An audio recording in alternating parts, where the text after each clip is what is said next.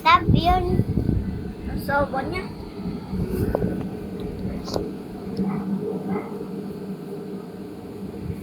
Nung minsan, natulog yung pamangkin ko sa kwarto ko.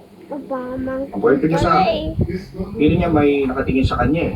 Bigla na lang siyang nagising nung natapat siya sa aparador ko.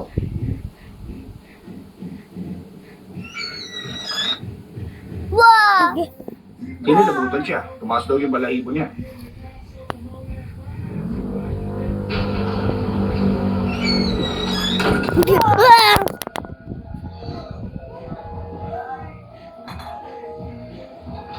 Age! Pero kanino nga ba nang galing ang aparador na ito?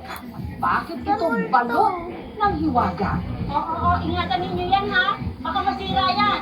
Baka hindi ninyo alam. Hinala ko pa yan sa aking ninuno. Ano po? Tawaan ka ng Diyos. Kumusta mo ang biyahe niyo? Ayos kang Loy? Ang naman pala dito.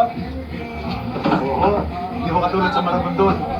Pasok tayo sa loob. Ay, yung aparador ko, doon nyo ilagay sa kwarto ko ha.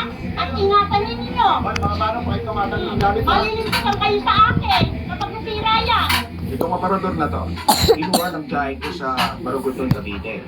Sabi niya galing daw sa isa rin nilang kamag-anak. Napupunta ng Amerika. Pinamimigay na rin yung itong mga gamit. Kinuha niya yung aparador. At dinala niya ngayon dito sa Tondo. Bahay namin. San? Marami